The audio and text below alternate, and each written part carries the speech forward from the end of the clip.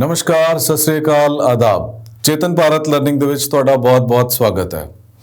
ਹੁਣ ਤੱਕ ਆਪਾਂ ਜਿਹੜੇ ਵੀ ਲੈਕਚਰਸ ਕੀਤੇ ਹੈ ਜਿਹਦੇ ਚ ਆਪਾਂ ਬੇਸਿਕਸ ਆਫ ਕੰਪਿਊਟਰਸ ਆਪਾਂ ਕਵਰ ਕੀਤਾ ਹੈ, ਸੀ ਲੈਂਗੁਏਜ ਨੂੰ ਅਸੀਂ ਕਵਰ ਕੀਤਾ ਹੈ। ਉਹ ਸਾਰੇ ਮੈਨੂੰ ਉਮੀਦ ਹੈ ਕਿ ਤੁਹਾਨੂੰ ਲੈਕਚਰ ਸਮਝ ਆਏ ਹੋਣਗੇ, ਲੇਕਿਨ ਹੋਰ ਥੋੜੀ ਬੈਟਰ ਅੰਡਰਸਟੈਂਡਿੰਗ ਸਾਨੂੰ ਉਦੋਂ ਹੁੰਦੀ ਹੈ ਜਦੋਂ ਅਸੀਂ ਉਹਨਾਂ ਚੀਜ਼ਾਂ ਦੇ ਕੁਐਸਚਨਸ ਕਰਕੇ ਦੇਖਦੇ ਹਾਂ, ਬਿਕਾਜ਼ ਅਲਟੀਮੇਟਲੀ ਸਾਡਾ ਜਿਹੜਾ एंड टास्क है that is to attempt those questions. ठीक है जी। सो आप सब तो पहलो आज उन्होंने देखते हैं multiple choice questions. So let's begin. First question is central processing unit is a combination of control and memory unit, control and output unit, ALU या arithmetic logical unit and control unit. So सब तो ज़्यादा probable साड़ी जी option है that becomes arithmetic and control unit, because ultimately सारा जड़ा काम है वो अरिथमेटिक कंट्रोल यूनिट का है, ALU और कंट्रोल यूनिट का मिक्स है। ठीक है जी। So option stands D। The most commonly used standard data code to represent an alphabetical, numerical, punctuation characters in the electronic data processing system is called।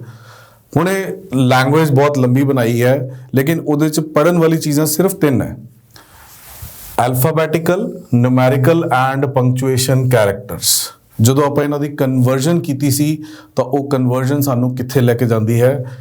ASCII, American standard code for information interchange, जेडे कि EBC, DIC और BCD ये साडी options नहीं बनदियां। The size of the monitor of computer is measured by। हुण तुसी monitor लैन जाना होए या तुसी टीवी लैन जाना होए, ਤੁਹਾਡੀ ਰਿਕੁਆਇਰਮੈਂਟ ਕੀ ਹੈ? ਤੁਸੀਂ ਉਹਦੇ ਜਿਹੜੇ ਇੰਚਸ ਹੈ, 32 ਇੰਚ ਦਾ ਟੀਵੀ ਹੈ, 40 ਇੰਚ ਦਾ ਟੀਵੀ ਹੈ ਜਾਂ ਕੰਪਿਊਟਰ ਦੇ ਮੋਨੀਟਰਸ ਹੈ, ਉਹਨਾਂ ਨੂੰ ਤੁਸੀਂ ਕੈਲਕੂਲੇਟ ਕਰਦੇ ਹੋ ਡਾਇਗਨਲੀ ਫਰੋਮ ਕਾਰਨਰ ਟੂ ਕਾਰਨਰ। ਸੋ ਜਦੋਂ ਅਸੀਂ ਕਾਰਨਰ ਟੂ ਕਾਰਨਰ, ਆਨਸਰ ਸਾਡਾ ਕਿੱਥੇ ਆ ਜਾਏਗਾ? ਡਾਇਗਨਲੀ ਕਾਰਨਰ ਟੂ ਕਾਰਨਰ। ਸੋ ਅਸੀਂ ਲੈਂਥ ਔਰ ਵਿਡਥ ਨੂੰ ਮਲਟੀਪਲਾਈ ਨਹੀਂ ਕਰਦੇ। Clear? The first instruction of a bootstrap loader program of an OS is stored in। First instruction जो असी कंप्यूटर नू स्टार्ट करना है, बूटस्ट्रैप, बूटिंग का मतलब आपने पढ़िया सीगा कि बूटिंग का मतलब की है? कंप्यूटर नू स्टार्ट करना। सो सब तो पहलों साडा जिहड़ा ऑपरेटिंग सिस्टम है वो किवें एक्टिव होएगा? With the help of BIOS, क्योंकि रीड ओनली मैमरी एक ऐसी मैमरी है जिहदे विच इंस्ट्रक्शंस कंप्यूटर बंद होने तो बाद विच भी सेव्ड रहिंदियां है, और वो सारी एक्टिविटी जिहड़ी है बायोस दे विचों दी हुंदी है। बेसिक इनपुट आउटपुट सिस्टम जिन्हों असीं कहने हैं, वो हर सिस्टम दे विच प्रेजेंट हुंदा है। ठीक है जी।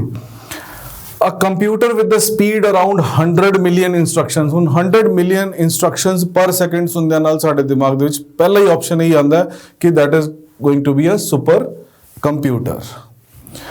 Which of the following is not an operating system? Unix, DOS, Windows or Basics? DOS Microsoft ਨੇ ਦਿੱਤਾ ਸੀ 1983 ਦੇ ਵਿੱਚ, Windows ਮਾਈਕਰੋਸਾਫਟ ਨੇ ਦਿੱਤਾ ਸੀ 1995 ਦੇ ਵਿੱਚ, ਔਰ ਉਸ ਤੋਂ ਬਾਅਦ ਵਿੱਚ ਵਿੰਡੋਜ਼ ਦੇ ਅੱਜ ਤੱਕ ਨਵੇਂ-ਨਵੇਂ ਵਰਜ਼ਨਸ ਸਾਡੇ ਕੋਲ ਆਉਂਦੇ ਜਾ ਰਹੇ ਹੈ। ਯੂਨਿਕਸ ਇਹ ਇੱਕ ਓਪਨ ਐਂਡਡ ਸੌਫਟਵੇਅਰ ਸੀਗਾ ਜਿਹਦੀ ਹਾਇਰ ਵਰਜ਼ਨ ਆ ਗਈ ਲਿਨਕਸ। ਠੀਕ ਹੈ ਜੀ, ਜਾਂ ਜਿਹਨੂੰ ਕੋਈ ਲੋਕ ਲਾਈਨਕਸ ਵੀ ਕਹਿੰਦੇ ਆ। ਸੋ ਬੇਸਿਕ ਵਾਜ਼ ਦੀ ਕੰਪਿਊਟਰ ਲੈਂਗੁਏਜ। ਬੇਸਿਕ ਕਿੱਥੋਂ ਬਣੀ ਸੀ? ਫਸਟ ਕੰਪਿਊਟਰ ਲੈਂਗੁਏਜ ਦਾ ਨਾਮ ਸੀ BCPL। That was basic code programming language। So a basic word इत्थों आया सी। ठीक है जी। ਜਦੋਂ ਇਹ ਬੇਸਿਕ ਬਣ ਗਿਆ, ਇਹਨੂੰ ਲੋਕਾਂ ਨੇ ਕੁਝ ਨੇ B ਲੈਂਗੁਏਜ ਵੀ ਕਿਹਾ। ਇਹਦੀ ਹੀ ਹਾਇਰ ਵਰਜ਼ਨ ਜਿਹੜੀ ਹੈ ਉਹ C ਲੈਂਗੁਏਜ ਬਣੀ ਸੀ। C ਜਿਹੜਾ ਹੈ ਉਹ ਇੱਥੋਂ ਦੀ ਚੱਕਿਆ ਗਿਆ ਸੀ। ਸੋ that stands for code, ਔਰ ਕੁਝ ਲੋਕ ਇਹਨੂੰ ਕੰਬਾਈਨਡ ਵੀ ਕਹਿੰਦੇ ਆ। ठीक है जी, अलग अलग लोगों ने अलग अलग डेफिनेशंस दी हैं। सो इस केस दे विच ऑपरेटिंग सिस्टम केड़ा नहीं है? Basic. So this is the language.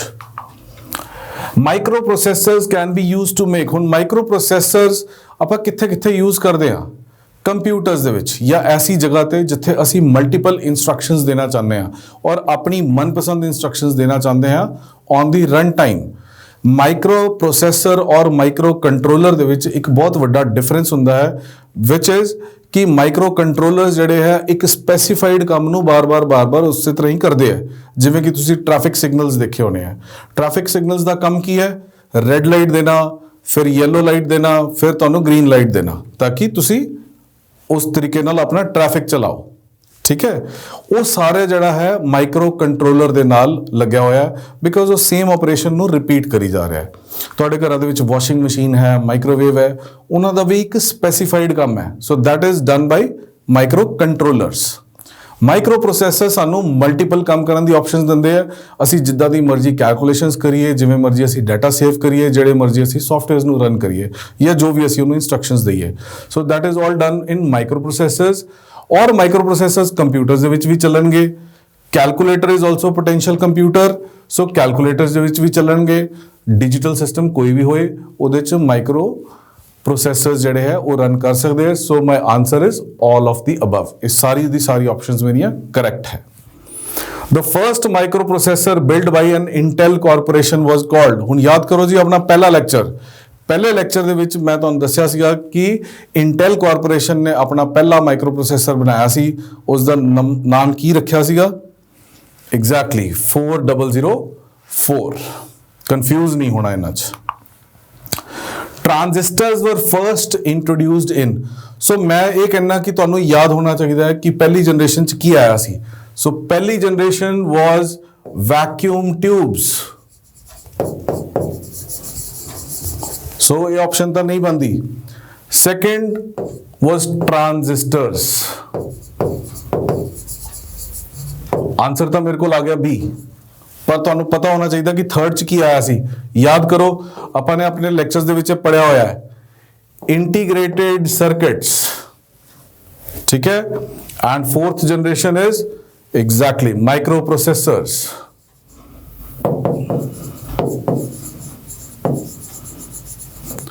ਤੁਹਾਨੂੰ ਇਹ ਬੇਸਿਕ ਚੀਜ਼ਾਂ ਯਾਦ ਹੋਣਗੀਆਂ ਤਾਂ ਇਸ ਦੇ ਰਿਲੇਟਡ ਕੋਈ ਵੀ ਕੁਐਸਚਨ ਗਲਤ ਹੋਣ ਦਾ ਸਵਾਲ ਹੀ ਨਹੀਂ ਉੱਠਦਾ। ਤੁਸੀਂ ਕਦੇ ਕਨਫਿਊਜ਼ ਨਹੀਂ ਹੋ ਸਕਦੇ। Next question, a computer program that converts an entire program into a machine language at one time is called। ਹੁਣ ਮੈਂ ਤੁਹਾਨੂੰ ਦੱਸਿਆ ਸੀਗਾ ਕਿ ਜਦੋਂ ਅਸੀਂ ਕੰਪਿਊਟਰ ਦਾ ਪ੍ਰੋਗਰਾਮ ਲਿਖਦੇ ਹਾਂ ਉਹਨੇ ਕਨਵਰਜਨ ਹੋਣੀ ਹੈ। that is for sure। Conversion ਕੌਣ ਕਰਵਾਉਂਦਾ ਹੈ? ਇਹਨਾਂ 'ਚੋਂ ਕੋਈ ਨਜ਼ਰ ਆ ਰਿਹਾ? ਕਮਾਂਡਰ ਦੇਖੋ ਕੋਈ ਆਪਸ਼ਨ ਨਹੀਂ ਬਣ ਰਹੀ। ਠੀਕ ਹੈ। ਸਿਮੂਲੇਟਰ ਦਾ ਮਤਲਬ ਕੀ ਹੁੰਦਾ ਹੈ ਕਿ ਅਸੀਂ ਸਿਮੂਲੇਟ ਕਰਨਾ ਕਿਸੇ ਚੀਜ਼ ਨੂੰ। ਮੰਨ ਲਓ ਤੁਸੀਂ ਹਵਾਈ ਜਹਾਜ਼ ਉਡਾਣਾ ਹੈ ਤਾਂ ਉਹਦਾ ਇੱਕ ਸਿਮੂਲੇਟਰ ਬਣਾਇਆ, ਇੱਕ এনवायरमेंट ਕ੍ਰੀਏਟ ਕੀਤਾ 2-4-5 ਸਕਰੀਨਸ ਲਗਾ ਕੇ, ਔਰ ਉਹਦੇ 'ਚ ਤੁਹਾਨੂੰ ਫੀਲਿੰਗ ਦਵਾਈ ਗਈ ਕਿ ਤੁਸੀਂ ਬਿਲਕੁਲ ਜਹਾਜ਼ ਦੇ ਵਿੱਚ ਬੈਠੇ ਹੋ। ਅੱਜ ਕੱਲ੍ਹ ਆਪਣੇ ਵਰਚੁਅਲ ਰਿਐਲਿਟੀ ਦੇ ਕੁਝ ਗੈਜਟਸ ਇਕਵਿਪਮੈਂਟਸ ਆਏ ਹੋਏ ਹੈ ਜਿਨ੍ਹਾਂ ਨਾਲ ਤੁਹਾਨੂੰ ਫੀਲ ਹੁੰਦਾ ਕਿ ਤੁਸੀਂ ਉਸੇ ਜਗ੍ਹਾ ਤੇ ਪ੍ਰੈਜ਼ੈਂਟ ਹੋ। That is simulation. So that is again not the option.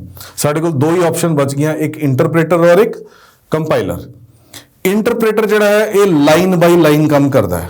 ਆਪਾਂ ਨੇ ਇਸ ਚੀਜ਼ ਨੂੰ ਅੱਛੀ ਤਰ੍ਹਾਂ ਸਮਝਿਆ ਵੀ ਹੈ। ਕੰਪਾਈਲਰ ਦਾ ਬੇਸਿਕ ਕੰਮ ਕੀ ਹੈ ਕਿ ਜਿਹੜੀ ਵੀ ਲੈਂਗੁਏਜ ਦੇ ਵਿੱਚ ਅਸੀਂ ਕੰਮ ਕਰ ਰਹੇ ਹਾਂ ਉਹਦੇ ਸਿੰਟੈਕਸ ਨੂੰ ਐਗਜ਼ੈਕਟਲੀ ਮੋਨੀਟਰ ਕਰਨਾ ਕਿ ਉਹਦਾ ਸਿੰਟੈਕਸ ਕਰੈਕਟ ਹੈ ਜਾਂ ਨਹੀਂ ਹੈ। ਇਸ ਕਰਕੇ ਉਹ ਸਾਰੇ ਪ੍ਰੋਗਰਾਮ ਨੂੰ ਇੱਕੋ ਵਾਰ ਦੇ ਵਿੱਚ ਹੀ ਰੀਡ ਕਰਦਾ ਹੈ ਔਰ ਅੱਗੇ ਉਹਨੂੰ ਕਨਵਰਜਨ ਵਾਸਤੇ ਭੇਜ ਦਿੰਦਾ ਹੈ। So my answer here is compiler. ਜੇ ਉੱਥੇ ਸਟੈਪ ਬਾਈ ਸਟੈਪ ਲਿਖਿਆ ਆ ਜਾਏ ਤਾਂ my answer will be interpreter. Next question is the stack is a list of type। ਹੁਣ stack ਕੀ ਹੈ ਔਰ ਇਸ ਦਾ ਇੱਕ ਹੋਰ ਟਰਮ ਹੁੰਦੀ ਹੈ queue। ਪਹਿਲਾਂ ਇਸ ਕਨਸੈਪਟ ਨੂੰ ਸਮਝ ਲੈਂਦੇ ਹਾਂ, ਆਂਸਰ ਸਾਡੇ ਸਾਹਮਣੇ ਆ ਜਾਏਗਾ। ਠੀਕ ਹੈ, ਸਭ ਤੋਂ ਪਹਿਲਾਂ ਅਸੀਂ ਦੇਖਦੇ ਹਾਂ ਜੀ stack।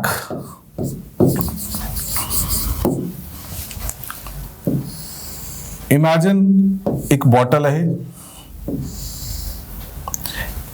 ਇੱਥੋਂ ਦੀ ਇਹਦਾ ਕਵਰ ਹੈ ਉੱਪਰ, ਯਾਨੀ ਕਿ ਮੈਂ ਇੱਥੋਂ ਦੀ ਚੀਜ਼ ਕੋਈ ਵਿੱਚ ਪਾ ਸਕਦਾ। ਮੈਂ ਇਹਦੇ ਵਿੱਚ ਇੱਕ ਬਾਲ ਪਾਈ, ਇਸ ਬਾਲ ਦਾ ਨੰਬਰ ਹੈ 1। ਇੱਕ ਹੋਰ ਬਾਲ ਪਾਈ, ਉਹ ਇਹਦੇ ਉੱਪਰ ਆ ਗਈ ਓਬਵੀਅਸਲੀ, ਨੰਬਰ 2। ਇੱਕ ਹੋਰ ਬਾਲ ਪਾਈ, ਇਹਦਾ ਨੰਬਰ ਆ ਗਿਆ 3। ਸੋ ਮੇਰੇ ਕੋਲ ਸਭ ਤੋਂ ਪਹਿਲੋਂ ਕਿਹੜੀ ਬਾਲ ਅੰਦਰ ਗਈ? ਨੰਬਰ 1। ਔਰ ਸਭ ਤੋਂ ਪਹਿਲਾਂ ਜਦੋਂ ਮੈਂ ਬਾਹਰ ਕੱਢਣੀ ਹੈ, ਕਿਆ ਮੈਂ ਇਸ ਫਰਸਟ ਬਾਲ ਨੂੰ ਬਾਹਰ ਕੱਢ ਸਕਦਾ? ਨਹੀਂ, ਬਿਕੋਜ਼ ਉਹਦੇ ਰਸਤੇ ਦੇ ਵਿੱਚ 2 ਬਾਲਸ ਹੋਰ ਨੇ। ਸੋ ਸਭ ਤੋਂ ਪਹਿਲਾਂ ਜਿਹੜੀ ਬਾਲ ਬਾਹਰ ਆਏਗੀ ਉਹ ਕਿਹੜੀ ਹੈ? ਨੰਬਰ 3। ਐਂਡ ਨੰਬਰ 3 ਦਾ ਸੀਕੁਐਂਸ ਕੀ ਸੀ? It was last in first out. So ਕਿਹਦੇ ਨਾਲ ਮੈਚ ਕਰ ਰਿਹਾ? LIFO। And we are talking of stack. ਠੀਕ ਹੈ। ਇੱਕ ਆਪਸ਼ਨ ਹੁੰਦੀ ਹੈ, ਇੱਕ ਟਰਮ ਹੈ Q। ਤੁਸੀਂ ਰਜਿਸਟ੍ਰੇਸ਼ਨ ਕਰਵਾਉਣ ਵਾਸਤੇ ਆਪਣਾ ਕਿਤੇ ਫਾਰਮ ਸਬਮਿਟ ਕਰਨ ਵਾਸਤੇ ਗਏ ਹੋ, ਤੁਸੀਂ ਕਿਸੇ ਐਸੀ ਜਗ੍ਹਾ ਤੇ ਗਏ ਹੋ ਜਿੱਥੇ ਇੱਕ ਲਾਈਨ ਲੱਗੀ ਹੋਈ ਹੈ, ਜਿਸ ਨੂੰ ਅਸੀਂ ਬੇਸਿਕਲੀ ਲਾਈਨ ਕਹਿ ਦਿੰਦੇ ਆ, that is Q। ਹੁਣ ਇਹ ਦੋਨੋਂ ਸਾਈਡਾਂ ਤੋਂ ਖੁੱਲੀ ਹੈ, ਇਧਰੋਂ ਵੀ ਓਪਨ ਹੈ, ਇਧਰੋਂ ਵੀ ਓਪਨ ਹੈ, ਲੇਕਿਨ ਅਸੀਂ ਐਂਟਰੀ ਇੱਕ ਪਾਸੇ ਤੋਂ ਕਰਦੇ ਆ, ਐਗਜ਼ਿਟ ਦੂਜੇ ਪਾਸੇ ਤੋਂ ਕਰਦੇ ਆ। ਸੋ ਇੱਥੇ ਜੇ ਅਸੀਂ ਬਾਲਸ ਇਮੇਜਿਨ ਕਰੀਏ 1 2 ਐਂਡ 3, ਸੋ ਇੱਥੇ ਜਿਹੜੀ ਫਰਸਟ ਬਾਲ ਆਈ ਸੀ ਸਭ ਤੋਂ ਪਹਿਲਾਂ ਉਹੀ ਬਾਹਰ ਜਾਏਗੀ। ਸੋ that is first in first out, that is called FIFO। ਸਾਡੇ ਕੋਲ ਇੱਥੇ ਆਪਸ਼ਨਸ ਨਜ਼ਰ ਆਈਆਂ ਸੀ LIFO, FIFO, LILO and none। LILO is last in and last out। ਠੀਕ ਹੈ, ਇਹ ਇਦਾਂ ਦੀ ਕੋਈ ਆਪਸ਼ਨ ਐਗਜ਼ਿਸਟ ਹੀ ਨਹੀਂ ਕਰਦੀ। ਸੋ ਬੇਸਿਕਲੀ ਇਹੀ 2 ਆਪਸ਼ਨਸ ਐਗਜ਼ਿਸਟ ਕਰਦੀਆਂ ਹੈ। LIFO forms stack and FIFO forms Q। So question ਇਹਨਾਂ ਦੋਨਾਂ ਨੂੰ ਕਿਸੇ ਵੀ ਤਰੀਕੇ ਨਾਲ ਪਾਇਆ ਜਾ ਸਕਦਾ ਹੈ, ਘੁਮਾ ਕੇ ਪਾਇਆ ਜਾ ਸਕਦਾ ਹੈ। ਸਿਰਫ ਸਟੈਕ ਦੇ ਵਿੱਚ ਤੁਸੀਂ ਯਾਦ ਰੱਖਣਾ ਹੈ ਕਿ ਇਹ ਬੰਦ ਹੈ ਨੀਚੇ ਤੋਂ, ਇਹਦਾ ਐਂਟਰੀ ਔਰ ਐਗਜ਼ਿਟ ਪੁਆਇੰਟ ਇੱਕੋ ਹੀ ਹੈ। ਠੀਕ ਹੈ ਜੀ। ਸੋ ਜਿੰਨੇ ਐਲੀਮੈਂਟਸ ਵਿੱਚ ਜਾਣਗੇ, ਜਿਹੜਾ ਸਭ ਤੋਂ ਲਾਸਟ ਤੇ ਜਾਏਗਾ ਉਹ ਸਭ ਤੋਂ ਪਹਿਲਾਂ ਬਾਹਰ ਆਏਗਾ, ਬਿਕੋਜ਼ ਉਹਦੇ ਕੋਲ ਐਗਜ਼ਿਟ ਪੁਆਇੰਟ ਹੈ ਹੀ ਉਹੀ। ਕਲੀਅਰ ਹੈ? So my answer is A। The operation performed on stacks are। ਹੁਣ ਆਪਰੇਸ਼ਨ ਜਿਹੜੇ ਪਰਫਾਰਮ ਹੋਏ ਨੇ ਸਟੈਕ ਤੇ, ਉਹ ਆਪਰੇਸ਼ਨਸ ਨੂੰ ਅਸੀਂ ਕਹਿੰਦੇ ਕੀ ਆ? ਇਹ ਜਿਹੜਾ ਪਹਿਲਾਂ ਐਂਟਰੀ ਹੋਈ ਹੈ ਔਰ ਇਹ ਫਿਰ ਐਗਜ਼ਿਟ ਹੋਇਆ ਹੈ, ਇਸ ਦੀ ਇੱਕ ਸਪੈਸ਼ਲ ਟਰਮੀਨੋਲੋਜੀ ਹੈ, that is called push and pop। ਇਹ ਤੁਸੀਂ ਹਮੇਸ਼ਾ ਯਾਦ ਰੱਖਣਾ ਹੈ ਕਿ ਪੁਸ਼ ਕੀਤਾ ਔਰ ਪॉप ਕੀਤਾ, ਯਾਨੀ ਕਿ ਬਾਹਰ ਕੱਢ ਦਿੱਤਾ। ਠੀਕ ਹੈ, that is used in stack। Which major development led to the production of microcomputer? ਹੁਣ ਮਾਈਕਰੋਕੰਪਿਊਟਰਸ ਦੀ ਬੇਸਿਕ ਪ੍ਰੋਡਕਸ਼ਨ ਸ਼ੁਰੂ ਕਿਹੜੀ ਸਟੇਜ ਤੋਂ ਬਾਅਦ ਹੋਈ ਸੀ? ਜਦੋਂ ਸਾਡੇ ਕੋਲ ਇੰਟੀਗ੍ਰੇਟਿਡ ਸਰਕਟਸ ਆ ਗਏ ਸੀ, ਕਿਉਂਕਿ ਅਸੀਂ 3rd ਜਨਰੇਸ਼ਨ ਦੇ ਵਿੱਚ ਸਾਡੇ ਕੋਲ ICs ਆਏ ਸੀ, ਅਸੀਂ ਉਸ ਤੋਂ ਬਾਅਦ ਵਿੱਚ ਮਾਈਕਰੋਕੰਪਿਊਟਰਸ ਬਣਾ ਪਾਏ ਸੀ with the help of some integrated circuits and transistors। So option D is the correct answer। A software that is available free of cost for use and distribution। free of cost है, distribute कर सकते हो, but cannot be modified at its source code। ऐसे software ਨੂੰ ਅਸੀਂ ਕੀ ਕਹਿੰਦੇ ਆ? ਦੇਖੋ ਸਾਡੇ ਕੋਲ ਆਪਸ਼ਨਸ ਚੈੱਕ ਕਰਨੀਆਂ ਜ਼ਰੂਰੀ ਹੈ। C ਆਪਸ਼ਨ ਆ ਰਹੀ ਹੈ ਸਾਡੀ ਪ੍ਰੋਪਰਾਈਟਰੀ ਸੌਫਟਵੇਅਰ। ਪ੍ਰੋਪਰਾਈਟਰੀ ਸੌਫਟਵੇਅਰ ਹੈ ਜਿਹੜਾ ਤੁਸੀਂ ਆਪ ਬਣਾਇਆ ਹੈ, ਤੁਹਾਡੀ ਮਰਜ਼ੀ ਹੈ ਤੁਸੀਂ ਉਹਨੂੰ ਫ੍ਰੀ ਦਿਓ, ਤੁਹਾਡੀ ਮਰਜ਼ੀ ਹੈ ਤੁਸੀਂ ਉਹਨੂੰ ਪੇਡ ਕਰ ਦਿਓ। ਮਾਈਕਰੋਸਾਫਟ ਨੇ ਵਰਡ, ਐਕਸਲ, ਪਾਵਰਪੁਆਇੰਟ ਵਾਸਤੇ ਮਾਈਕਰੋਸਾਫਟ ਆਫਿਸ ਦਿੱਤਾ ਹੋਇਆ ਹੈ, ਉਹਨਾਂ ਨੇ ਉਹ ਪੇਡ ਕਰ ਰੱਖਿਆ ਹੈ। ਠੀਕ ਹੈ, so that is the proprietary software. So ਸਾਡੇ ਕੋਲ ਆਪਸ਼ਨ ਖਤਮ ਹੋ ਗਈ ਕਿਉਂਕਿ ਅਸੀਂ ਉਹਦਾ ਸੋਰਸ ਕੋਡ ਤਾਂ ਚੇਂਜ ਨਹੀਂ ਕਰ ਸਕਦੇ। ਸੋ ਫ੍ਰੀ ਹੈ, ਇਹ ਇੰਪੋਰਟੈਂਟ ਹੈ ਕਿ that is free of cost. So proprietary software can be or can not be free of caste.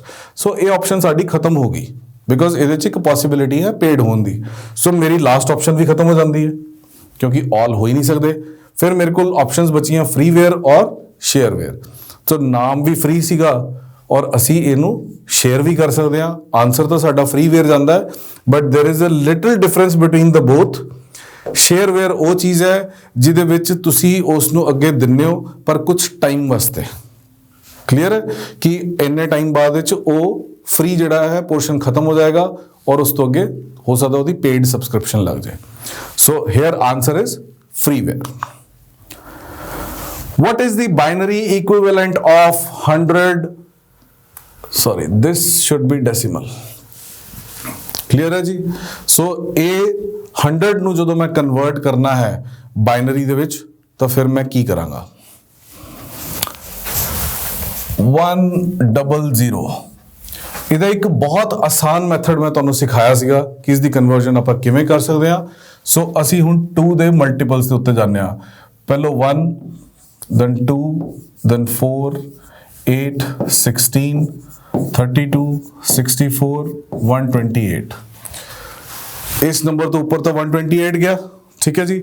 ਹੁਣ ਇਸ ਨੂੰ ਫਾਸਟ ਕਿਵੇਂ ਕਰਨਾ ਹੈ? ਤੁਸੀਂ ਇਹ ਲਿਖਦਿਆਂ ਨਾਲ ਤੁਸੀਂ 100 ਦਾ ਟੋਟਲ ਕੱਢਣਾ ਹੈ। ਇੱਥੋਂ ਦੀ ਸ਼ੁਰੂ ਹੋ ਜਾਓ 100 ਤੋਂ ਜਸਟ ਨੀਚੇ ਵਾਲੇ ਤੋਂ। 64 ਤੋਂ ਛੋਟਾ ਤੁਹਾਨੂੰ ਲੱਗ ਰਿਹਾ 32 ਔਰ 64 ਟੋਟਲ ਕਿੰਨੇ ਹੋ ਗਏ 96। ਬਚਿਆ ਕਿੰਨਾ 4। ਸੋ ਤੁਹਾਡੇ ਕੋਲ ਇਹ 0 ਇਹ 1 1 0 0 1 0 0। ਆਪਾਂ ਇਸ ਨੂੰ ਡਿਟੇਲ ਨਾਲ ਸਮਝਿਆ ਸੀ। ਸੋ ਮੇਰੇ ਪਹਿਲੇ 3 ਵਰਡ ਜਦੋਂ ਨਿਕਲ ਆਏ, ਪਹਿਲੇ 3 ਕੈਰੈਕਟਰਸ ਨਿਕਲ ਆਏ, I have the answer. B ਦੇ ਵਿੱਚ 100 ਹੈ 101 ਹੈ 100 ਹੈ। ਸੋ ਇਹ ਤਿੰਨੋਂ ਆਪਸ਼ਨ ਸਾਡੀਆਂ ਖਤਮ ਹੋ ਗਈਆਂ। A is the answer। Clear ਹੈ? ਆਈ ਥਿੰਕ ਇਸ ਮੈਥਡ ਦੇ ਨਾਲ ਅਸੀਂ ਬਹੁਤ ਹੀ ਫਾਸਟ ਕੈਲਕੂਲੇਟ ਕਰ ਸਕਦੇ ਹਾਂ, because competitive exam is all about speed and accuracy as well. ਕਿ ਸਪੀਡ ਦੇ ਵਿੱਚ ਅਸੀਂ ਗਲਤੀ ਨਹੀਂ ਕਰਨੀ, ਆਨਸਰ ਤੁਸੀਂ ਪੂਰਾ ਹੀ ਕੱਢੋ ਔਰ ਉਹਨੂੰ ਪੂਰਾ ਹੀ ਚੈੱਕ ਕਰ ਲਓ। ਲੇਕਿਨ ਤੁਹਾਨੂੰ ਅੰਦਾਜ਼ਾ ਹੋ ਜਾਂਦਾ ਪਹਿਲੇ 3 ਅਕਸ਼ਰ ਹੀ ਲੱਭਣੇ ਜ਼ਰੂਰੀ ਹੈ ਕਿ ਵੈਨ ਆਈ ਹੈਵ ਦਿਸ 011 ਤਾਂ ਮੇਰੇ ਕੋਲ ਹੋਰ ਕੋਈ ਆਪਸ਼ਨ ਬਚ ਹੀ ਨਹੀਂ ਰਹੀ ਹੈ। Clear? What is the decimal equivalent of 100 100 and 100? ਇਹ ਬਾਈਨਰੀ ਦੇ ਵਿੱਚ ਹੈ ਹੁਣ ਸਾਡੇ ਕੋਲ। Again it is very easy।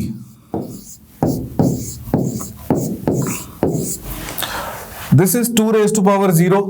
ਹੁਣ ਆਪਾਂ ਕਨਵਰਜਨ ਤੇ ਆ ਜਾਂਦੇ ਆ। 2 raised to power 1 2 raised to power 2। So 2 raised to power 2 ਨੂੰ ਮੈਂ ਲਿਖ ਲੈਣਾ, ਬਿਕਾਜ਼ ਬਾਕੀ ਮੈਂ 0 ਦੇ ਨਾਲ ਜਿੰਨਾ ਪਾਵਰਸ ਨੂੰ ਮਲਟੀਪਲਾਈ ਕਰੀ ਜਾਵਾਂਗਾ, ultimately the answer will B 0। So 2 raised to power 2 आ गई, 3 4 and 5। 2 raised to power 5 is to be calculated। 6 7 and 8। 2 raised to power 8। ਹੁਣ 2 raised to power 2 is 4। ਉਂਗਲੀਆਂ ਦੇ ਉੱਤੇ ਕੈਲਕੂਲੇਟ ਹੋ ਜਾਏਗੀ 2 4 8 16 32। 64 128 and 256। कितना आंसर बन गया जी? 292। Do we have option? Yes, 292। Clear? बहुत फास्ट नहीं करना। कुछ बच्चे ਜਿਹੜੇ ਆਲਰੇਡੀ ਇਸ ਫੀਲਡ ਤੋਂ ਨਹੀਂ ਸੀਗੇ, ਜਿਵੇਂ ਲੈਕਚਰਸ ਦੇ ਵਿੱਚ ਮੈਂ ਪੜਾਇਆ ਵੀ ਹੈ, ਉਹਦੇ ਵਿੱਚ ਅਸੀਂ ਬੇਸਿਕਲੀ ਇਹ ਕਰਨਾ ਹੁੰਦਾ 2 into 2 ਦੀ ਪਾਵਰ 0 ਹੈ।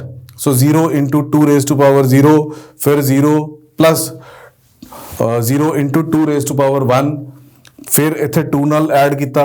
ਇਹ ਜਿਹੜੇ 0 ਵਾਲੇ ਪੋਰਸ਼ਨਸ ਹੈ ultimately they are going to become 0। So ਜਿੱਥੇ ਜਿੱਥੇ ਸਾਨੂੰ 1 ਆ ਰਿਹਾ ਅਸੀਂ ਉਹਨੂੰ ਕੈਲਕੂਲੇਟ ਕਰ ਲੈਂਦੇ ਹਾਂ ਉਹਦੀ ਪਾਵਰਸ ਨੂੰ, ਐਂਡ ਸਾਡੇ ਕੋਲ ਫਟਾਕ ਦੇ ਆਂਸਰ ਆ ਜਾਏਗਾ। Clear? Conversion of 165 to octal। 165 is a decimal number। ਅਸੀਂ ਇਹਨੂੰ octal ਦੇ ਵਿੱਚ ਕਿਵੇਂ ਕਨਵਰਟ ਕਰਨਾ ਹੈ? ਸੋ ਅਗੇਨ 165 ਇਸ ਨੂੰ ਤੁਸੀਂ ਕੀ ਕਰੋਗੇ? ਡਿਵਾਈਡ ਕਿਹਦੇ ਨਾਲ ਕਰੋਗੇ? 8 ਦੇ ਨਾਲ। ਇੱਥੇ ਤੁਸੀਂ ਕੋਸ਼ੈਂਟ ਲਿਖੋ, ਇੱਥੇ ਤੁਸੀਂ ਰਿਮਾਈਂਡਰ ਲਿਖੋ। ਹੁਣ ਤੁਸੀਂ ਇਹਨੂੰ ਡਿਵਾਈਡ ਕਰਨ ਬੈਠੋਗੇ ਤਾਂ ਇਹਦਾ ਆਨਸਰ ਕੀ ਆਏਗਾ? ਕੋਸ਼ੈਂਟ ਆ ਜਾਏਗਾ ਤੁਹਾਡੇ ਕੋਲ 20। ਮੈਂ ਇੱਥੇ ਤੁਹਾਨੂੰ ਕਰਕੇ ਦਿਖਾ ਦਿੰਦਾ। 165 ਇਹਨੂੰ 8 ਦੇ ਨਾਲ, 2s are 16, 0 ਨਾਲ 5 ਤੁਸੀਂ ਉਤਾਰ ਲਿਆ। 5 ਤੁਹਾਡਾ ਜਿਹੜਾ ਹੈ ਰਿਮਾਈਂਡਰ ਬਣ ਗਿਆ। ਠੀਕ ਹੈ। Next step 20 divided by 8, 2s are 16, ਪਿੱਛੇ ਬਚ ਗਿਆ 4। ਤਾਂ ਤੁਹਾਡੇ ਕੋਲ ਇੱਥੇ 2 ਆ ਗਿਆ, ਇੱਥੇ ਤੁਹਾਡੇ ਕੋਲ 4 ਆ ਗਿਆ। 2 divided by 8, this is 0, this is 2। ਇਸ ਤਰ੍ਹਾਂ ਆਪਾਂ ਪੜ੍ਹਦੇ ਹਾਂ 2 4 5। ਸੋ ਮੇਰੇ ਕੋਲ B option is 2 4 5 octal number ਦੇ ਵਿੱਚ। ਕੋਈ ਸ਼ੱਕ? ਸਿਰਫ ਡਿਵਾਈਡ ਕਰਨਾ ਹੈ, ਕੋਸ਼ੈਂਟ ਕੱਢਣਾ ਅਸੀਂ ਰਿਮਾਈਂਡਰ ਨਾਲ ਕੱਢ ਲੈਣਾ। Next question is conversion of A516 to octal number. ਹੁਣ ਇੱਥੇ ਉਹਨਾਂ ਨੇ ਕਿਤੇ ਹੈਕਸਾਡੈਸੀਮਲ ਦਾ ਨਾਮ ਨਹੀਂ ਲਿੱਤਾ, ਲੇਕਿਨ ਜਦੋਂ ਅਸੀਂ ਬੇਸ ਤੇ 16 ਦੇਖ ਲਿੱਤਾ ਤਾਂ ਦੈਟ ਮੀਨਸ ਅਸੀਂ ਹੈਕਸਾਡੈਸੀਮਲ ਦੀ ਕਨਵਰਜਨ ਕਰਨ ਲੱਗਿਆ octal ਦੇ ਵਿੱਚ। ਠੀਕ ਹੈ ਜੀ। ਸੋ A is 10 क्योंकि हेक्साडेसिमल नंबर सिस्टम ਦੇ ਵਿੱਚ 9 ਤੱਕ ਤਾਂ ਨੰਬਰਸ ਚੱਲਦੇ ਹੈ 10 ਦੀ ਜਗ੍ਹਾ ਦੇ ਉੱਤੇ ਆ ਜਾਂਦਾ A and it goes up to F so 10 ਹੈ ਤੁਹਾਡੇ ਕੋਲ ਔਰ 5 ਹੈ ਸੋ ਇਹਦੇ ਵਿੱਚ ਅਸੀਂ ਕੀ ਕਰਾਂਗੇ 10 into 16 raised to power 1 plus 5 into 16 raised to power 0 so this becomes 160 plus ਇਹ 1 ਹੋ ਜਾਂਦਾ ਹੈ ਤਾਂ ਇੱਥੇ 5 165 ਹੁਣ ਸਾਡੇ ਕੋਲ 165 ਜਿਹੜਾ ਹੈ ਉਹ ਡੈਸੀਮਲ ਦੇ ਵਿੱਚ ਆ ਗਿਆ ਹੁਣ ਡੈਸੀਮਲ ਨੂੰ ਤੁਸੀਂ ਆਕਟਲ ਚ ਕਨਵਰਟ ਕਰਨਾ ਹੈ ਨੰਬਰ ਸੇਮ ਆ ਰਿਹਾ ਹੈ ਉਸ ਤੋਂ ਬਾਅਦ ਸਾਡੀ ਆ ਕੈਲਕੂਲੇਸ਼ਨ ਆ ਗਈ ਆਨਸਰ ਇਜ਼ 245 into octal कोई शक there is nothing direct कि ਅਸੀਂ hexadecimal ਤੋਂ octal ਤੇ ਜਾਣਾ ਤਾਂ ਅਸੀਂ ਸਿੱਧਾ ਹੀ ਚਲੇ ਜਾਈਏ we have to take it to either binary first or decimal first ਅਸੀਂ ਜਿਹਨੂੰ ਮਰਜ਼ੀ ਕਨਵਰਟ ਕਰ ਲਈਏ clear next what is the output of the below code ਹੁਣ C ਲੈਂਗੁਏਜ ਅਸੀਂ ਪੜ੍ਹੀ ਸੀ C ਲੈਂਗੁਏਜ ਦੇ ਵਿੱਚ ਅਸੀਂ ਬੇਸਿਕ ਕਨਸੈਪਟਸ ਨੂੰ ਅੰਡਰਸਟੈਂਡ ਕੀਤਾ ਸੀ ਹੁਣ ਇਹਦੇ ਵਿੱਚ ਅਸੀਂ ਦੇਖਦੇ ਹਾਂ ਕੀ ਹੋ ਰਿਹਾ मेरे को 3 इंटीजर टाइप वेरिएबल्स है A, B और C मैं करवा के रहा उन्होंने प्रिंट करवा रहा A और B इन्हां दोनों की वैल्यू जिहड़ी है इत्थे प्रिंट हो रही है परसेंटेज D की हुंदी है percentage D is the format specifier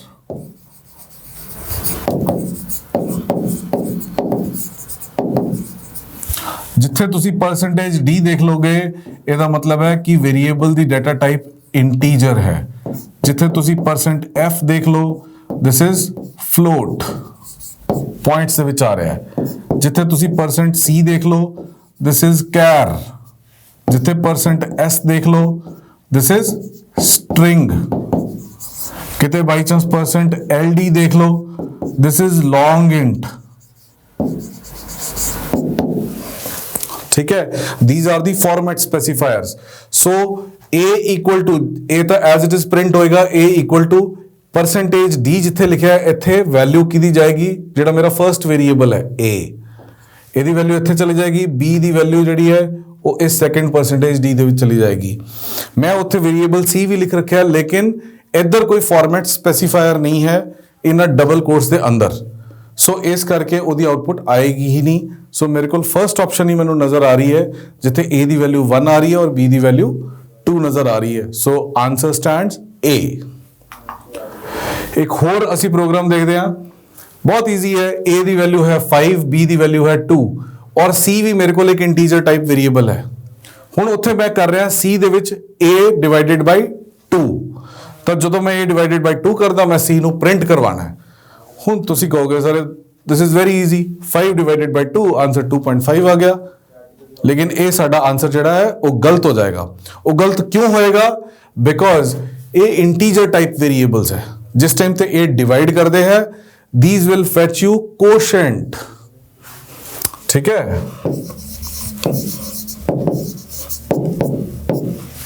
एक कोशेंट ਤੁਹਾਨੂੰ देगा क्योंकि 5 ਨੂੰ अंदर रखोगे 2 ਨੂੰ बाहर करोगे 2 are 4 ਤੁਹਾਡੇ ਕੋਲ ਰਿਮਾਈਂਡਰ ਆ ਗਿਆ 1 we are talking in terms of percentage D ਅਸੀਂ ਇੰਟੀਜਰ ਵੇਰੀਏਬਲਸ ਦੀ ਗੱਲ ਕਰ ਰਹੇ ਹਾਂ ਜਿੱਥੇ ਕਿ ਫਲੋਟਿੰਗ ਪੁਆਇੰਟਸ ਨਹੀਂ ਆਉਂਦੇ ਜੇ ਇੱਥੇ ਇਹ ਫਲੋਟ ਹੁੰਦਾ ਜਾਂ C ਸਾਡਾ ਫਲੋਟ ਹੁੰਦਾ ਤਾਂ ਫਿਰ ਉੱਥੇ ਆਨਸਰ 2.5 ਆ ਜਾਂਦਾ ਇੱਥੇ ਉਹ ਰਿਮਾਈਂਡਰ ਨੂੰ ਛੱਡ ਦਿੰਦਾ ਠੀਕ ਹੈ ਸੋ ਮੇਰੇ ਕੋਲ ਆਨਸਰ ਕੀ ਬਣੇਗਾ 2 ਜਦੋਂ ਵੀ ਇਸ ਤਰੀਕੇ ਦਾ ਕੋਈ ਕੁਐਸਚਨ ਆਏ ਜਿੱਥੇ ਡਿਵਾਈਡ ਹੋ ਰਿਹਾ ਹੈ ਉੱਥੇ ਤੁਸੀਂ ਹਮੇਸ਼ਾ ਧਿਆਨ ਰੱਖਣਾ ਹੈ ਕਿ ਤੁਹਾਡੇ ਕੋਲ ਵੇਰੀਏਬਲ ਦੀ ਡਾਟਾ ਟਾਈਪ ਕੀ ਨਜ਼ਰ ਆ ਰਹੀ ਹੈ यानी कि इंटीजर है कि फ्लोट है बाई चांस इथे C equals to A modulus 2 नजर आ जाए परसेंटेज दा साइन तुहानू लग्या नजर आ जाए फिर तुहाडा आंसर की होएगा 1 ठीक है बिकॉज जिथे भी मॉड्यूलस साइन लग गया that gives you reminder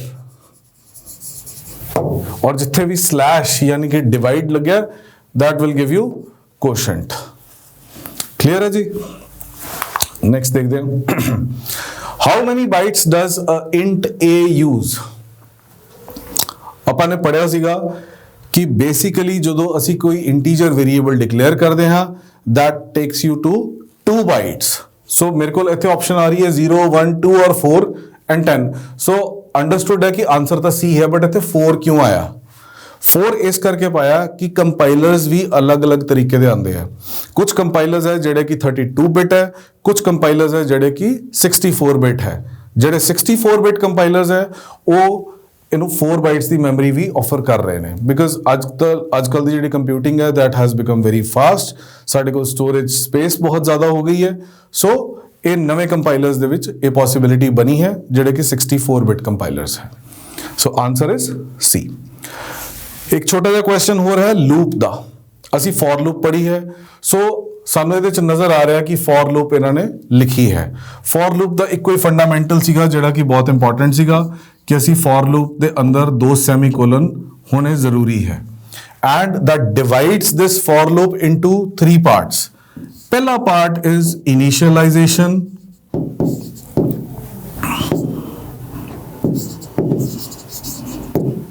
second is condition, and third is increment or decrement. Clear है? तब मैं इस लूप ਨੂੰ ਪਹਿਲਾਂ ਚੰਗੀ ਤਰ੍ਹਾਂ ਪੜਦਾ। ਜੇ ਦੀ ਵੈਲਿਊ ਇਨੀਸ਼ੀਅਲਾਈਜ਼ ਹੋ ਗਈ ਹੈ ਜੀ 1, ਉਸ ਤੋਂ ਬਾਅਦ ਵਿੱਚ ਕੰਡੀਸ਼ਨ ਮੇਰੇ ਕੋਲ ਲੱਗੀ ਹੋਈ ਹੈ ਕਿ j should be less than or equal to 2, condition is fine. ਅੱਗੇ ਮੇਰੇ ਕੋਲ ਕੀ ਹੋ ਗਿਆ j ਮਾਈਨਸ ਮਾਈਨਸ, ਤਾਂ j ਮਾਈਨਸ ਮਾਈਨਸ ਦਾ ਮਤਲਬ ਹੁੰਦਾ j equals to j minus 1, ਤਾਂ j ਦੀ ਜੋ ਵੀ ਇਨੀਸ਼ੀਅਲ ਵੈਲਿਊ ਸੀ j minus 1 ਹੋ ਗਈ, ਯਾਨੀ ਕਿ initial value C 1, 1 minus 1 is 0, ਔਰ ਉਸ ਤੋਂ ਬਾਅਦ ਵਿੱਚ ਚਲੀ ਜਾਏਗੀ ਮਾਈਨਸ ਦੇ ਵਿੱਚ। ਤਾਂ ਇਹ ਕੰਡੀਸ਼ਨ ਜਦੋਂ ਇਦਾਂ ਘੁੰਮਣੀ ਸ਼ੁਰੂ ਹੋਏਗੀ ਇਹ ਕਦੇ ਖਤਮ ਹੋਏਗੀ, ਬਿਕਾਜ਼ ਇਹ ਮਾਈਨਸ ਹੁੰਦਾ ਰਹੇਗਾ। ਇਹ ਵਾਲੀ ਕੰਡੀਸ਼ਨ ਉਹਦੀ ਹਮੇਸ਼ਾ ਸੈਟੀਸਫਾਈਡ ਰਹੇਗੀ। ਜਦ ਤੱਕ ਉਹਦੀ ਕੰਡੀਸ਼ਨ ਸੈਟੀਸਫਾਈਡ ਹੈ ਉਹ ਲੂਪ ਦੇ ਅੰਦਰ ਹੀ ਘੁੰਮੀ ਜਾਏਗਾ। ਠੀਕ ਹੈ, ਉਹਨੇ ਬਾਹਰ ਤਾਂ ਉਦੋਂ ਨਿਕਲਣਾ ਸੀ ਜਦੋਂ ਇਹ ਕੰਡੀਸ਼ਨ ਉਹਦੀ ਸੈਟੀਸਫਾਈਡ ਨਾ ਹੁੰਦੀ। ਜੇ ਇੱਥੇ ਪਲੱਸ ਪਲੱਸ ਹੁੰਦਾ ਫਿਰ ਇਹ ਸੈਟ ਸੀ, ਇੱਥੇ ਆਨਸਰ 2 ਵਾਰੀ ਪ੍ਰਿੰਟ ਹੋ ਜਾਂਦਾ ਕਿਉਂਕਿ 1 ਤੋਂ ਸ਼ੁਰੂ ਹੋਇਆ ਔਰ 2 ਤੱਕ ਗਿਆ। ਠੀਕ ਹੈ, ਸਾਡੇ ਕੋਲ ਆਊਟਪੁੱਟ 2 ਵਾਰੀ ਆ ਜਾਂਦੀ, ਲੇਕਿਨ ਇੱਥੇ ਤਾਂ ਇਹ ਖਤਮ ਹੀ ਨਹੀਂ ਹੋਣ ਤੇ ਆਏਗਾ। ਸੋ ਖਤਮ ਜਦੋਂ ਨਹੀਂ ਹੋਣ ਤੇ ਆਏਗਾ ਸੋ ਫਰਸਟ ਆਪਸ਼ਨ ਇਜ਼ ਫॉरएवर, ਉਹ ਹਮੇਸ਼ਾ ਚੱਲਦੀ ਰਹੇਗੀ। Who is the father of C language?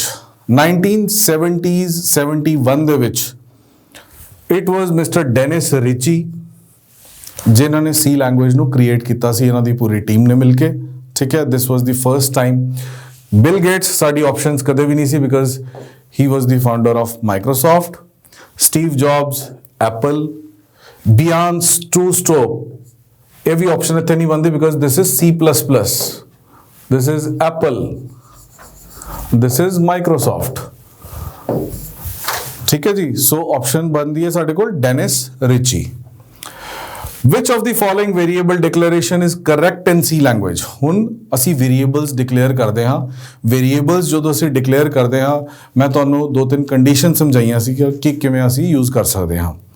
variable declare ਕਰਨ ਵਾਸਤੇ we can use capital A to capital Z, small a to small z, 0 to 9 underscore sign।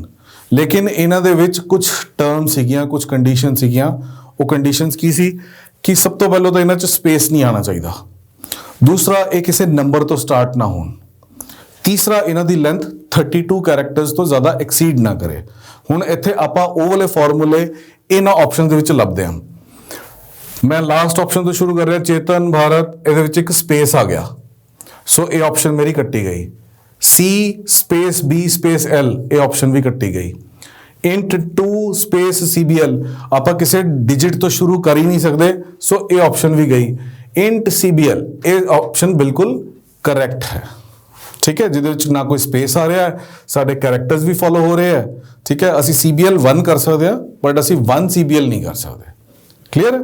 This is the basic style of declaration of variables in C language ਜਾਂ ਕਿਸੇ ਵੀ ਹੋਰ language ਦੇ ਵਿੱਚ for that matter।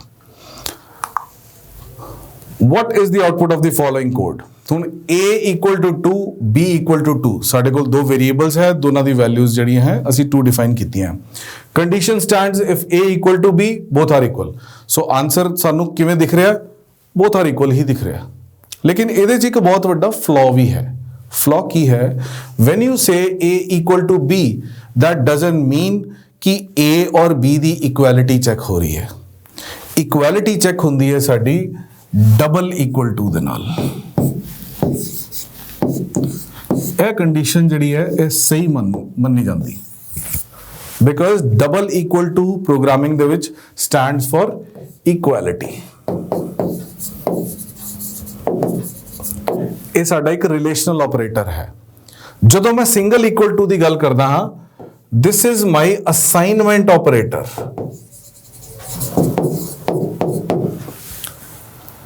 when I say x equal to y, ਇਹਦਾ ਮਤਲਬ ਹੁੰਦਾ ਹੈ ਕਿ ਮੇਰੀ y ਦੀ ਵੈਲਿਊ ਜਿਹੜੀ ਹੈ x ਦੇ ਵਿੱਚ ਚਲੀ ਜਾਏਗੀ।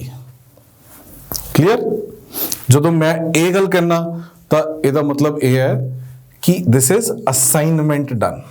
C ਲੈਂਗੁਏਜ ਦੇ ਵਿੱਚ ਕੰਮ ਕਰਨ ਦਾ ਥੋੜਾ ਜਿਹਾ ਆਪਣਾ ਸਟਾਈਲ ਹੈ, ਅਸੀਂ ਉਹਨੂੰ ਇੰਟਾਇਰਲੀ ਮੈਥਮੈਟੀਕਲ ਤਰੀਕੇ ਦੇ ਨਾਲ ਨਹੀਂ ਲੈ ਕੇ ਜਾ ਸਕਦੇ। Equality check is double equal to, assignment is single equal to. ਹੁਣ ਇਸ ਕੇਸ ਦੇ ਵਿੱਚ ਕੀ ਹੋ ਰਿਹਾ ਹੈ, B ਦੀ ਵੈਲਿਊ A ਦੇ ਵਿੱਚ ਜਾ ਸਕਦੀ ਹੈ ਕਿ ਨਹੀਂ ਜਾ ਸਕਦੀ? Quite possible. ਸੋ ਮੈਂ ਜੇ ਉਹਨੂੰ ਇਫ ਕੰਡੀਸ਼ਨ ਦੇ ਅੰਦਰ ਪਾਤਾ, ਮੇਰਾ ਸਿੰਟੈਕਸ ਗਲਤ ਨਹੀਂ ਹੋਇਆ, ਮੇਰਾ ਬੇਸਿਕ ਲੌਜੀਕਲ ਜਿਹੜਾ ਮੇਰਾ ਕੰਮ ਸੀਗਾ ਉਹ ਗਲਤ ਹੋਇਆ। ਬਾਈ ਚਾਂਸ ਹੁਣ ਇੱਥੇ 2 ਨਾ ਹੋ ਕਰਕੇ 5 ਹੁੰਦਾ ਤਾਂ ਵੀ ਇਹ ਆਪਸ਼ਨ ਜਿਹੜੀ ਹੈ ਇਹ ਚਲਦੀ, ਬਿਕਾਜ਼ ਉਹ ਬੋਥ ਇਕੁਅਲ ਹੀ ਦਿਖਾਉਂਦਾ। ਕਲੀਅਰ ਹੈ ਜੀ? ਮੰਨ ਲਓ ਇਹ ਦੋਨੋਂ ਡਿਫਰੈਂਟ ਵੈਲਿਊਜ਼ ਹੈ, ਇਹ B ਦੀ ਵੈਲਿਊ ਤੇ A ਦੇ ਵਿੱਚ ਜਾ ਹੀ ਸਕਦੀ ਹੈ। ਸੋ ਜੇ ਉਹਦੇ ਵਿੱਚ ਜਾ ਸਕਦੀ ਹੈ ਤਾਂ ਕੋਈ ਪ੍ਰੋਬਲਮ ਨਹੀਂ ਹੈ, ਆਨਸਰ ਸਾਡੇ ਕੋਲ ਆਂਦਾ both are equal. So it doesn't matter ਕਿ ਉੱਥੇ 2 ਔਰ 2 ਹੈ ਜਾਂ 5 ਔਰ 2 ਹੈ ਜਾਂ 10 ਔਰ 2 ਹੈ, ਆਨਸਰ ਇਜ਼ ਕਰੈਕਟ। ਇਕੁਐਲਿਟੀ ਹਮੇਸ਼ਾ ਉਦੋਂ ਹੀ ਚੈੱਕ ਹੋਏਗੀ, ਮੇਰੀ ਗੱਲ ਯਾਦ ਰੱਖ ਲੈਣਾ, ਪੇਪਰ ਦੇ ਵਿੱਚ ਇਸ ਤਰ੍ਹਾਂ ਵੀ ਆ ਸਕਦਾ ਕਿ ਇੱਥੇ ਡਬਲ ਇਕੁਅਲ ਟੂ ਆਏ, ਫਿਰ ਉੱਥੇ ਇਕੁਐਲਿਟੀ ਹੀ ਚੈੱਕ ਹੋਣੀ ਹੈ, ਇੱਥੇ ਇਕੁਐਲਿਟੀ ਚੈੱਕ ਨਹੀਂ ਹੋ ਰਹੀ।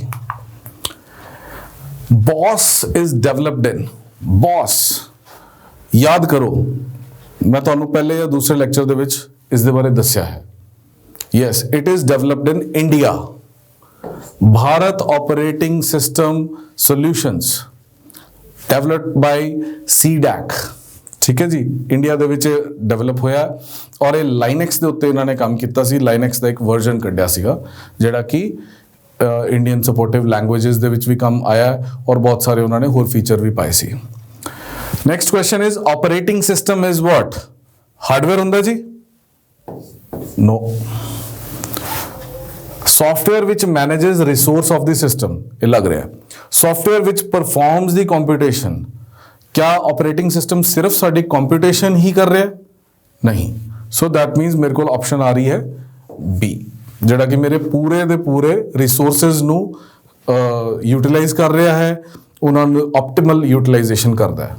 ठीक है, सारे रिसोर्सेज नू किवें कदों किहड़े टाइम दे उत्ते यूज करना है, ये सारा काम जिहड़ा ऑपरेटिंग सिस्टम कर रहा हुंदा है। Who is the father of computer? This is a very common question और तुहानूं सारिआं नूं आंदा ही होएगा। Charles Babbage. Who was the father of computer science? याद आ रहा है कुछ बच्चों को? Yes, Alan Turing. Who is the father of the personal computer? And this is the Edward Robert. ठीक है, जे किसी को नहीं सी पता तो काइंडली इन्हां नूं तुसीं एक बारी याद कर लेना। MSI stands for what? ਹੁਣ ਇਦਾਂ ਦੇ ਜਿਹੜੇ ਕੁਐਸਚਨਸ ਹੈ ਉਹ ਤੁਹਾਡੀ ਕਨਫਿਊਜ਼ਨਸ ਜਿਹੜੀਆਂ ਹੈ ਉਹ ਕਾਫੀ ਕ੍ਰੀਏਟ ਕਰ ਸਕਦੇ ਆ, ਬਿਕੋਜ਼ ਇਹਦੇ ਚ ਤੁਸੀਂ ਫਰਸਟ ਵਰਡ ਦੇਖ ਰਹੇ ਹੋ ਸਾਰਿਆਂ ਚ ਸੇਮ, ਕਲੀਅਰ? ਲਾਸਟ ਵਰਡ ਸਾਰਿਆਂ ਦੇ ਵਿੱਚ ਸੇਮ, ਸੋ ਦੈਟ ਮੀਨਸ ਕਹਾਣੀ ਰਹਿ ਗਈ ਸਾਡੀ ਵਿਚਕਾਰ ਦੇ ਦੋ ਵਰਡਸ ਦੇ ਨਾਲ। ਹੁਣ ਉੱਥੇ ਆ ਰਿਹਾ ਹੈ ਇੰਟੀਗ੍ਰੇਟਿਡ ਸਰਕਟਸ ਹੈ, ਇੰਟੀਗ੍ਰੇਟਿਡ ਸਰਕਟਸ ਹੈ, इंटैलीजेंट सर्किट है या इंटैलीजेंट सर्किट है। हुण तुसी इंटीग्रेटेड सर्किट्स दा आईसीज दा नाम तो सुन रखिया, इंटैलीजेंट सर्किट सुने नहीं। सो साडी ए दो ऑप्शंस तो इत्थे ही कैंसल हो गईयां, बिकॉज इंटैलीजेंट सर्किट नहीं है, दोज आर इंटीग्रेटेड सर्किट्स। हुण इत्थे सिर्फ इक्को ही सवाल रह गया कि इट इज मीडियम स्केल और मीडियम सिस्टम। ठीक है, so word is medium scale integrated circuits. So answer साडा ए बन गया। क्लीयर है? ये छोटी छोटी चीज़ां हैं जिन्होंने कन्फ्यूजन के तौर पर पाया होंदा है ताकि उत्थे थोड़ा टाइम किल हो जाए। सो असी कोशिश ये करनी है कि जेडे साडे कंप्यूटर के 15 क्वेश्चनस आ रहे हैं, असी उन्होंने 15 मिनट्स तो ज़्यादा टाइम ना लगाइए, ਔਰ ਵਿਦ ਪ੍ਰੈਕਟਿਸ ਅਸੀਂ ਹੋ ਸਕਦਾ ਉਸ ਤੋਂ ਵੀ ਘੱਟ ਟਾਈਮ ਲਗਾਈਏ, ਬਿਕੋਜ਼ ਜਿਹੜੇ ਅੜਨ ਵਾਲੇ ਕੁਐਸਚਨ ਹੋਣਗੇ ਉਹ 1 ਜਾਂ 2 ਮੈਕਸਿਮਮ 3 ਕੁਐਸਚਨਸ ਹੋਣਗੇ, ਬਾਕੀ ਕੁਐਸਚਨ ਸਟ੍ਰੇਟ ਫਾਰਵਰਡ ਹੁੰਦੇ ਆ। ਠੀਕ ਹੈ। MICR ਸਟੈਂਡਸ ਫॉर, ਹੁਣ ਇੱਥੇ ਵੀ ਦੇਖੋ 3 ਆਪਸ਼ਨਸ ਦੇ ਵਿੱਚ magnetic ink, magnetic ink, magnetic ink ਆ ਗਿਆ। This is same. Last is reader. ਤਾਂ ਇੱਕੋ ਹੀ ਕੈਰੈਕਟਰ ਦੇ ਬੇਸਿਸ ਦੇ ਉੱਤੇ ਸਾਡਾ ਆਨਸਰ ਡਿਸਾਈਡ ਹੋ ਰਿਹਾ ਹੈ। ਕੇਸਿਸ ਹੈ ਨਹੀਂ ਹੈ ਜੀ। ਮੈਗਨੈਟਿਕ ਇੰਕ ਕੋਡ ਰੀਡਰ ਜਾਂ ਮੈਗਨੈਟਿਕ ਇੰਕ ਕੈਰੈਕਟਰ ਰੀਡਰ। ਹੁਣ ਇੱਥੇ ਸਾਨੂੰ ਥੋੜਾ ਜਿਹਾ ਯਾਦ ਕਰਨ ਦੀ ਜ਼ਰੂਰਤ ਹੈ। This is character. So option is A. A computer cannot boot if it does not have the, computer ਨੂੰ ਬੂਟ ਕਰਨ ਵਾਸਤੇ ਚਾਹੀਦਾ ਕੀ ਹੈ? ਆਪਰੇਟਿੰਗ ਸਿਸਟਮ, ਬਿਕੋਜ਼ ਉਹਨੂੰ ਕੰਪਾਈਲਰ ਦੀ ਤਾਂ ਲੋੜ ਹੈ ਨਹੀਂ। ਲੋਡਰ ਜਿਹੜਾ ਹੈ ਆਲਰੇਡੀ ਇਹਦੇ ਅੰਦਰ ਹੀ ਪ੍ਰੈਜ਼ੈਂਟ ਹੁੰਦਾ ਹੈ, ਅਸੈਂਬਲਰ ਦੀ ਵੀ ਉਹਨੂੰ ਜ਼ਰੂਰਤ ਨਹੀਂ ਹੈ। So answer is operating system. Which of the following is not the antivirus. ਹੁਣ ਅੱਜ ਤੱਕ ਤੁਸੀਂ ਐਂਟੀਵਾਇਰਸਿਸ ਦੇ ਨਾਮ ਤਾਂ ਬਹੁਤ ਸੁਣੇ ਹੋਣੇ ਆ, ਉਹਨਾਂ ਚੋਂ ਕਿਹਨਾਂ ਦੇ ਨਾਮ ਸੁਣੇ ਹੋਏ ਆ? ਕੈਸਪਰ ਸਕਾਈ ਦਾ ਨਾਮ ਸੁਣਿਆ ਜੀ? This is antivirus. ਨੋਰਟਨ ਬਹੁਤ ਫੇਮਸ ਹੈ। ਮੈਕੈਫੀ ਇਹ ਵੀ ਬਹੁਤ ਫੇਮਸ ਹੈ। ਓਰੈਕਲ ਕੀ ਹੈ? Oracle is the database. So this is not the antivirus. My answer is C. ASCII stands for, ਬਹੁਤ ਵਾਰ ਤੁਸੀਂ ਦੇਖਿਆ ਹੋਵੇਗਾ ਕਿ ਸਾਡੇ ਜਿਹੜੇ ਕੁਐਸਚਨਸ ਆਉਂਦੇ ਆ, ਅੱਜ ਤੱਕ ਤੁਸੀਂ ਇੰਨੀ ਪੜ੍ਹਾਈਆਂ ਕੀਤੀਆਂ, ਬਹੁਤ ਵਾਰੀ ਸਾਡੇ ਕੁਐਸਚਨ ਪੇਪਰ ਦੇ ਵਿੱਚ ਹੀ ਸਾਨੂੰ ਕਿਸੇ ਹੋਰ ਕੁਐਸਚਨ ਦਾ ਆਨਸਰ ਦਿੱਤਾ ਹੁੰਦਾ। ਇਸ ਟੈਸਟ ਦੇ ਵਿੱਚ ਵੀ ਇਹਨਾਂ ਕੁਐਸਚਨਸ ਦੇ ਵਿੱਚ ਜਿਹੜੇ ਮੈਂ ਤੁਹਾਨੂੰ ਅੱਜ ਕਰਵਾਇਆ ਹੈ, ਇਹਦੇ 'ਚ ਜੇ ਤੁਸੀਂ ਲੈਕਚਰ ਨੂੰ ਥੋੜਾ ਜਿਹਾ ਰਿਵਾਈਂਡ ਕਰਕੇ ਦੇਖੋਗੇ ਤਾਂ ਮੈਂ ASCII ਦੀ ਫੁੱਲ ਫਾਰਮ ਦੱਸੀ ਸੀ। ਨਾਓ ਸਾਰਿਆਂ ਨੂੰ ਯਾਦ ਆ ਗਈ ਹੈ। American standard code for information interchange. Clear ਹੈ? ਇਹ ਯਾਦ ਰੱਖਣੀ ਹੈ। DOS stands for, DOS was the first operating system built by Microsoft in 1983. The name stands for disk operating system. Clear? RAM is an example of, ਅਸੀਂ ਪਹਿਲੇ ਦੂਜੇ ਲੈਕਚਰਾਂ ਦੇ ਵਿੱਚ ਪੜ੍ਹਦੇ ਆਏ ਕਿ RAM ਕੀ ਹੈ, RAM ਪ੍ਰਾਇਮਰੀ ਹੈ ਕਿ ਸੈਕੰਡਰੀ ਹੈ? ਬੋਲੋ ਜੀ। ਸੈਕੰਡਰੀ ਮੈਮਰੀ ਕਿਹੜੀ ਸੀ ਸਾਡੀ? Hard disk. ਪ੍ਰਾਇਮਰੀ ਮੈਮਰੀ ਕਿਹੜੀ ਹੈ? RAM, that is a volatile memory. So RAM is an example of primary memory. Clear? Which of the following is not a computer language? Microsoft Excel ਕੀ ਹੈ ਜੀ? ਸਭ ਤੋਂ ਪਹਿਲਾਂ Microsoft Excel ਲਿਖਿਆ ਹੋਇਆ ਹੈ। That is an application software. ठीक है? कंप्यूटर लैंग्वेज तो नहीं है। C लैंग्वेज कंप्यूटर लैंग्वेज है, C++ भी कंप्यूटर लैंग्वेज है और कोबोल भी साडी कंप्यूटर लैंग्वेज है। MS Excel is not the computer language but it is the application software. ਇਹ ਸਪਰੈਡਸ਼ੀਟਸ ਵਾਸਤੇ ਅਸੀਂ ਯੂਜ਼ ਕੀਤਾ ਹੈ ਔਰ ਅਸੀਂ ਅਗਲੇ ਆਉਣ ਵਾਲੇ ਲੈਕਚਰਸ ਦੇ ਵਿੱਚ ਇਹਨਾਂ ਨੂੰ ਵੀ ਆਪਾਂ ਸਟੱਡੀ ਕਰਾਂਗੇ। A DVD is an example of what? DVD ਤੁਸੀਂ ਸਾਰਿਆਂ ਨੇ ਦੇਖ ਰੱਖੀ ਹੈ, ਗੋਲ ਡਿਸਕ ਹੈਗੀ ਹੈ। ਠੀਕ ਹੈ। ਕੰਪੈਕਟ ਡਿਸਕ ਜਿਹੜੀ CD ਹੈ ਉਹਦੇ 'ਚ ਤਕਰੀਬਨ 700 MB ਦਾ ਸਪੇਸ ਹੈਗਾ। ਸਾਡੀ DVD 'ਚ ਉਹਦੇ ਤੋਂ 10 ਗੁਣਾ ਜ਼ਿਆਦਾ ਸਪੇਸ ਅਵੇਲੇਬਲ ਹੁੰਦਾ ਹੈ and that is the optical disk. ਠੀਕ ਹੈ ਜੀ। Which of the following is not the binary number? Binary number ਦੀ ਇੱਕੋ ਹੀ ਕੰਡੀਸ਼ਨ ਸੀ ਕਿ ਉਹਦੇ ਵਿੱਚ ਸਿਰਫ 2 ਹੀ ਡਿਜਿਟ ਨੇ, 0 ਐਂਡ 1 ਬਸ। ਇਹ ਗੁਰੂ ਮੰਤਰ ਯਾਦ ਰੱਖਣਾ ਹੈ। ਤੁਹਾਡੇ ਕੋਲ ਆਪਸ਼ਨ ਇਹਦੇ 'ਚ ਵੀ ਬਾਈਨਰੀ ਨੰਬਰ ਹੈ, ਇਹ ਵੀ ਬਾਈਨਰੀ ਨੰਬਰ ਹੈ, ਇਹ D ਵੀ ਬਾਈਨਰੀ ਨੰਬਰ ਹੈ। 2 ਉਹਦੇ 'ਚ ਆ ਹੀ ਨਹੀਂ ਸਕਦਾ। So answer is C, that cannot be our binary number. I hope ਕਿ ਇਹਨਾਂ 40 ਕੁਐਸਚਨਸ ਦੇ ਵਿੱਚ ਤੁਹਾਨੂੰ ਥੋੜਾ ਜਿਹਾ ਆਈਡੀਆ ਹੋ ਗਿਆ ਹੋਵੇਗਾ ਕਿ ਕਿਸ ਤਰੀਕੇ ਦੇ ਕੁਐਸਚਨ ਸਾਨੂੰ ਹਿੱਟ ਕਰਨ ਵਾਲੇ ਹੈ। ਅਸੀਂ ਪੂਰੀ ਕੋਸ਼ਿਸ਼ ਇਹ ਕਰ ਰਹੇ ਹਾਂ ਕਿ ਤੁਹਾਡੇ ਤੱਕ ਐਸੇ ਕੁਐਸਚਨਸ ਪਹੁੰਚਾਈਏ ਜਿਨ੍ਹਾਂ ਦੀ ਪੋਸਿਬਿਲਿਟੀਜ਼ ਬਣਦੀਆਂ। ਮੋਸਟ ਆਫ ਦਾ ਟਾਈਮ ਜਿਹੜੇ ਕਿ ਈਜ਼ੀ ਕੁਐਸਚਨਸ ਹੀ ਤੁਹਾਡੇ ਸਾਹਮਣੇ ਆਣਗੇ। ਕੋਈ 1-2 ਕੁਐਸਚਨ ਤੁਹਾਨੂੰ ਹੋ ਸਕਦਾ ਕਨਫਿਊਜ਼ ਕਰਨ ਵਾਸਤੇ ਆ ਜਾਣ, ਬਟ ਤੁਹਾਨੂੰ ਹਰ ਟੌਪਿਕ ਨੂੰ ਟੱਚ ਜ਼ਰੂਰ ਕਰਨਾ ਪਏਗਾ। ਤੁਹਾਨੂੰ ਹਰ ਟੌਪਿਕ ਦੇ ਅੰਦਰ ਜਾ ਕੇ ਉਸ ਨੂੰ ਰੀਡ ਜ਼ਰੂਰ ਕਰਨਾ ਪਏਗਾ। ਕੰਪਰੀਹੈਂਸਿਵ ਸਿਲੇਬਸ ਹੈ ਲੇਕਿਨ ਪੇਪਰ ਬਹੁਤ ਹੀ ਈਜ਼ੀ ਹੈ। ਹੁਣ ਜਿਹੜੇ ਤੁਸੀਂ ਮੇਰੇ ਲੈਕਚਰ ਸੁਣ ਚੁੱਕੇ ਹੋ ਆਲਰੇਡੀ, ਉਹਨਾਂ ਦੇ ਬੇਸਿਸ ਦੇ ਉੱਤੇ ਆਈ ਹੋਪ ਕਿ ਤੁਸੀਂ ਇਹ ਸਾਰੇ ਕੁਐਸਚਨਸ ਨੂੰ ਬਹੁਤ ਈਜ਼ੀਲੀ ਮੇਰੇ ਨਾਲ ਸੋਲਵ ਕੀਤਾ ਹੋਏਗਾ। ਠੀਕ ਹੈ। ਸੋ ਜੇ ਤੁਸੀਂ ਹਾਲੇ ਵੀ ਇਹਨਾਂ ਨੂੰ ਸੋਲਵ ਨਹੀਂ ਕਰ ਪਾਏ, ਕਾਈਂਡਲੀ ਹੁਣ ਧਿਆਨ ਦੇ ਕੇ ਦੁਬਾਰਾ ਫਿਰ ਪੜੋ। ਤੁਹਾਡੇ ਗਰੁੱਪਸ ਬਣੇ ਹੋਏ ਆ, you can ask the queries. ਮੈਂ ਤੁਹਾਡੀ ਹੈਲਪ ਕਰਨ ਵਾਸਤੇ ਹਮੇਸ਼ਾ ਅਵੇਲੇਬਲ ਹੈਗਾ। Thank you so much. Take care.